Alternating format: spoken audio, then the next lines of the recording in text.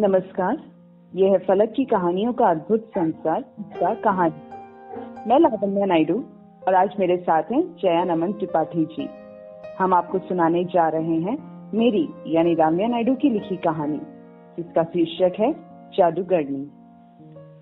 Suit boot पहने विदेश से उच्च शिक्षा लेकर लौटा कौस्तुभ, मतलब मैं, अब शाम होते ही नशे में धुत रास्तों पर गिरा पड़ा मिलता था। कभी गिरते पड़ते खुद घर पहुंच जाता, कभी कोई दोस्त उठाकर लाकर छोड़ जाता। पीठ पीछे लोग अब मुझे देवदास बुलाने लगे थे। कौस्तुभ दरवाजे की घंटी बहुत देर से बजाई जा रहा था, पर कोई दरवाजा खोल नहीं रहा था। सामने की बिल्डिंग में शादी में बज रहे गानों के शोर से घर के दरवाजे पर बजती डोरबेल की आवाज कहीं दब सी गई थी। माँ, दरवाजा खोलो माँ, बोलते हुए कौस्तुभ बेल बजाया जा रहा था। देर बाद दरवाजा खुला। कौस्तुभ, तू फिर पी कर आया है? अपने नशे में धुत लड़खड़ाते बेटे को संभालने की नाकाम कोशिश करती माँ ने पूछा। तू सवाल बहुत करती है माँ, बस वादा नहीं निभाती, बोलकर हंसते हुए लड़खड़ाता कौस्तुभ अपने कमरे की तरफ चल दिया। कुछ खाएगा? खाना लगाऊं तेरे लिए? पीछे पीछे आकर माँ ने पूछा। हाँ, शादी का खाना खाने चले?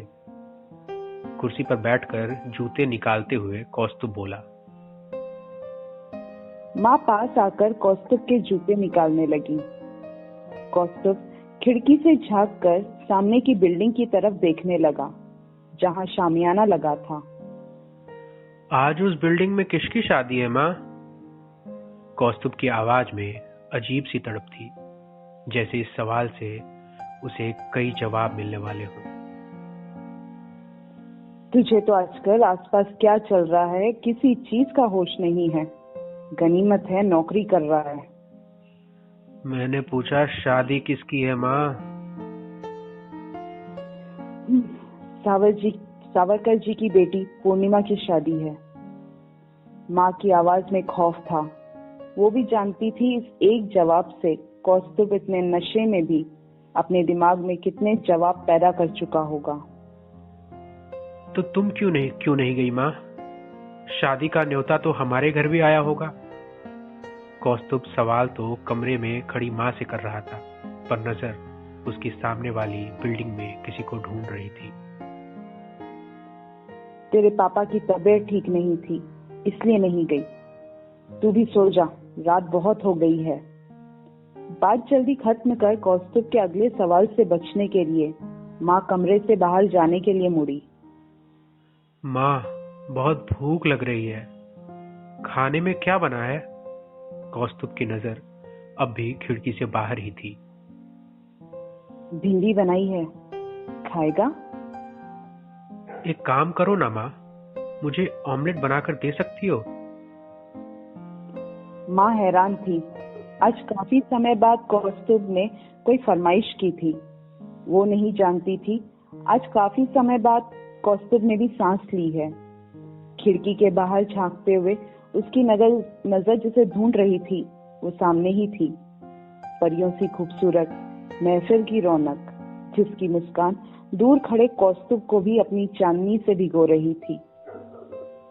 हाँ, अभी बनाकर लाती हूँ बेटा, बोलकर माँ रसोई की तरफ दौड़ पड़ी। कौस्तुभ खिड़की से बाहर अपने अतीत के सैर पर निकल पड़ा। श्राव्या कौस्तुभ के सामने वाली बिल्डिंग में रहती थी। बचपन की दोस्ती कब मोहब्बत बन गई पता ही नहीं चला। कौस्तुभ इतना प्यार में पागल हो गया कि हमेशा अव्वल आने वाला कौस्तुभ परीक्षा में पासिंग मार्क से पास हुआ।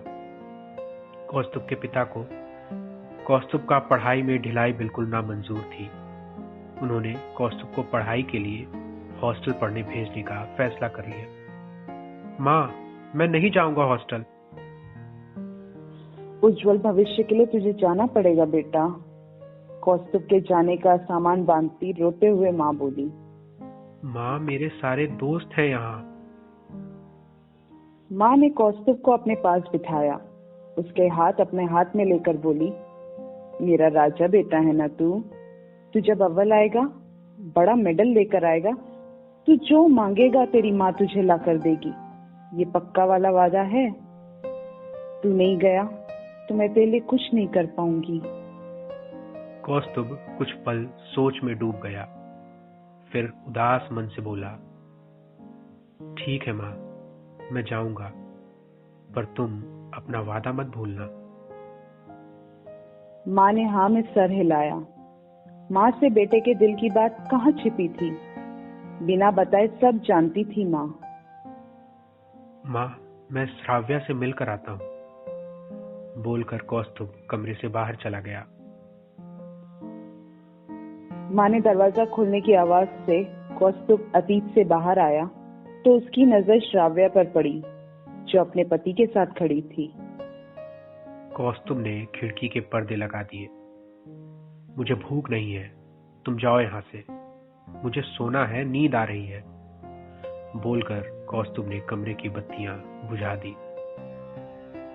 माँ रोते हुए कमरे से बाहर चली गई। समय यूं ही बीतता गया। एक दिन कौस्तुभ का दोस्त रंजन लड़की देखने गया और जबरदस्ती कौस्तुभ को भी ले गया। जब लड़की का नाम पूछा गया तो उसके भाई ने जवाब दिया, जी गायत्री। गायत्री बेहद सुंदर, तीखे, नए नक्श वाली लड़की थी। रंजन बस गायत्री को देखे जा रहा था। पास बैठे कौस्तुभ से कहने लगा, यार मेरा बस चले तो आज ही शादी करके ले आओ इसे, कैसी भी करके ये रिश्ता हो जाए।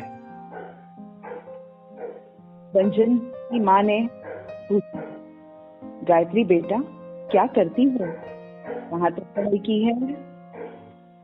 भाई ने फिर जवाब दिया, जी हमारी गायत्री ने एमकॉम किया है, अभी बैंक में नौकरी कर रही है। सुनकर लड़की वाले सब खुश हुए। अरे बेटा, अपनी बहन को भी कुछ बोलने का मौका दो, साथ आए रिश्तेदारों ने कहा। जी आपको विनोद जी ने कुछ बताया नहीं हमारी गायत्री के बारे में? भाई ने हैरानी से पूछा।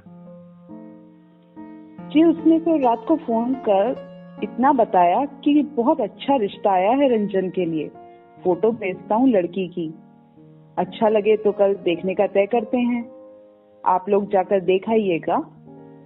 उसने फोटो भेजी, हमें दिखने में सुंदर लगी तो सोचा आगे की बात आमने सामने कर लेंगे। भाई के चेहरे पर अब परेशानी थी। जी बात आगे बढ़े उससे पहले ही बता दूं, मेरी बहन सुन बोल नहीं सकती, हमारे माता पिता हैं नहीं, पर गायत्री को घर का सब काम आता है, नौकरी भी करती है, बहुत सुलझी हुई है मेरी बहन। गायत्री के भाई ने बात पूरी भी नहीं की थी कि रंजन तुरंत उठ खड़ा हुआ। क्या हुआ यार, तू क्यों खड़ा हो गया? कौस्तुभ ने रंजन से पूछा। माँ पापा चलिए यहाँ से, उस विनोद से तो मैं बाद में निपटूंगा। बोलते ही सारे लड़के वाले बाहर निकल गए। कौस्तुभ ने निकलते हुए पलटकर गायत्री की तरफ देखा और शर्मिंदगी से सर झुकाकर बाहर निकल गया। शाम को बिल्डिंग की छत पर कौस्तुभ ने रंजन को फोन करके बुलाया। क्या हुआ भाई, तू वहां से ऐसे क्यों निकल आया? तू तो बड़ा उतावला हुआ जा रहा था उससे शादी करने के लिए। दिमाग मत खराब कर यार, सुना नहीं, वो सुन बोल नहीं सकती, उसके साथ जिंदगी कैसे बिताता? अच्छा है ना, तुम दोनों में झगड़े नहीं होंगे, माहौल हल्का करने के लिए कौस्तुभ ने कहा। ज्ञान देना आसान है, इतना ही है तो तू कर ले शादी उससे, वैसे तू भी उसी देख रहा था, मैंने देखा, बोलकर रंजन वहां से चला गया।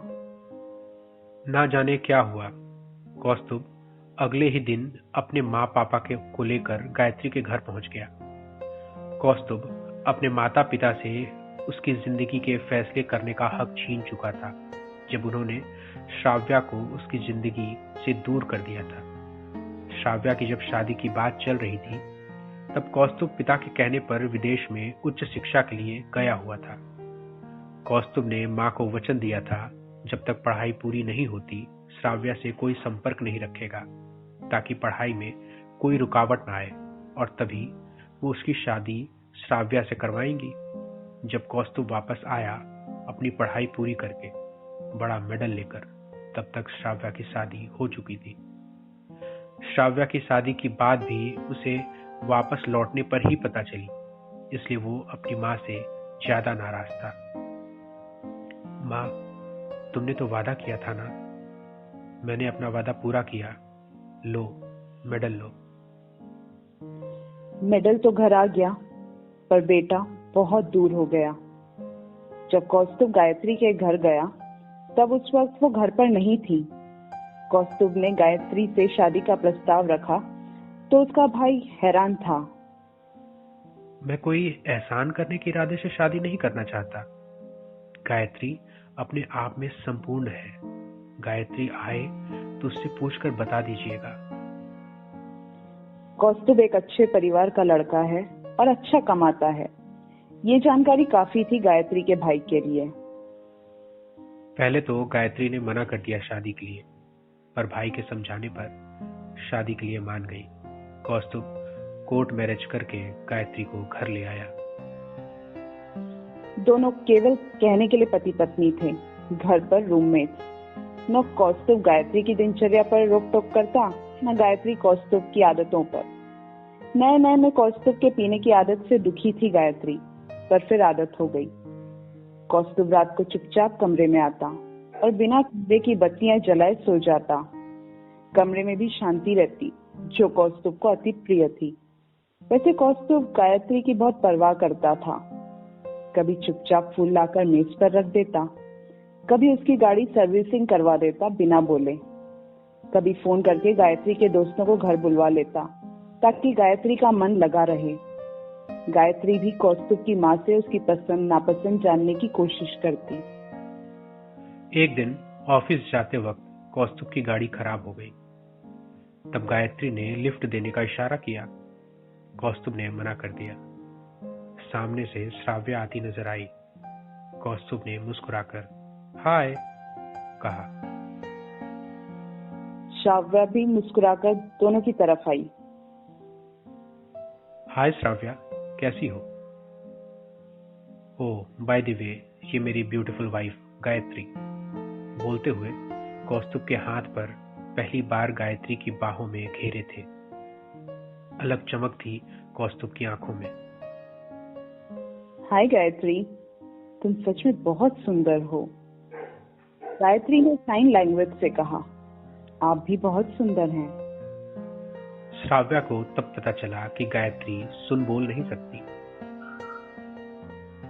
श्राव्या कौस्तुभ की तरफ देखकर बोली, कौस्तुभ, तुमने जो काफी समय से नाटक चला रखा है ना, उसे अब बंद करो।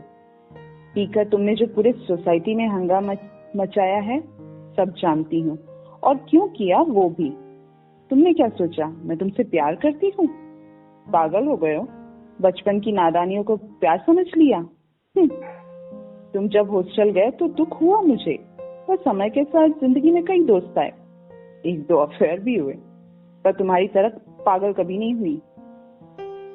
इतने में गायत्री गाड़ी चालू करके चली गई।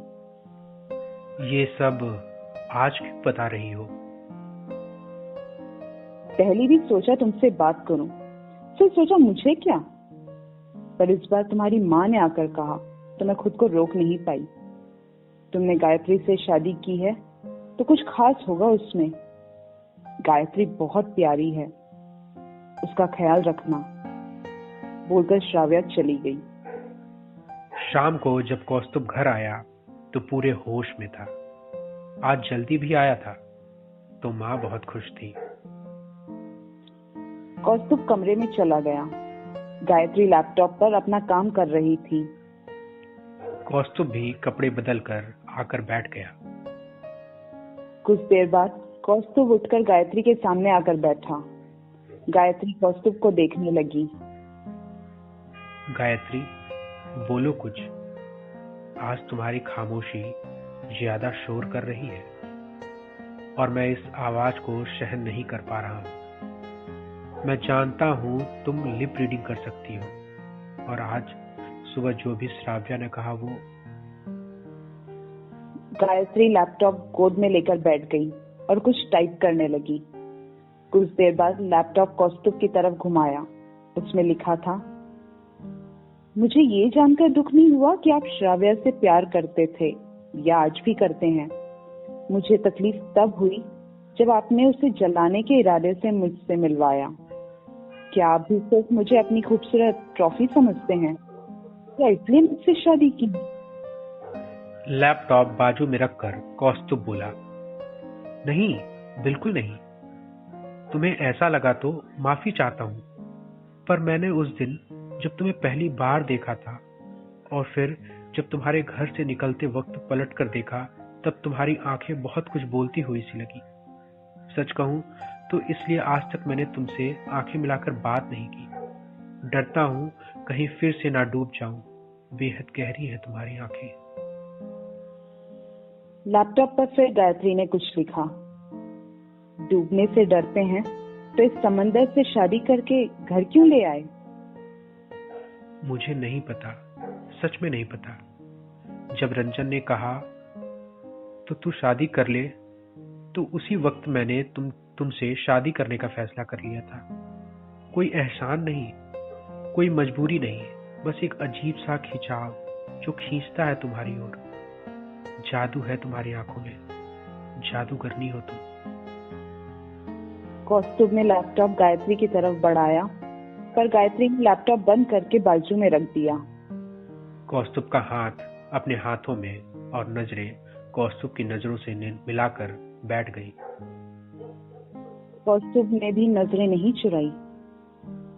बाप रे, कितना बोलती हो तुम। अब तुम मेरी धड़कनों को समझो, बोलकर कौस्तुभ ने गायत्री का हाथ अपने सीने पर रख दिया, जो काफी जोर से धड़क रहा था। गायत्री ने नजर उठाकर कौस्तुभ को देखा और दोनों हंस दिए। प्लीज मुझे एक मौका दे दो। अपना जादू ऐसे ही जिंदगी भर मुझ पर चलाती रहो। कौस्तुभ भावुक हो गया। गायत्री अब कौस्तुभ के सीने पर सर रखकर उसकी धड़कनें महसूस कर रही थी। ये कहानी इतनी ही। अभी आप सुन रहे थे जया नमन त्रिपाठी और लावण्या नायडू की आवाज में उन्हीं की लिखी कहानी जादूगरनी। यह है फलक का चैनल किस्सा कहानी।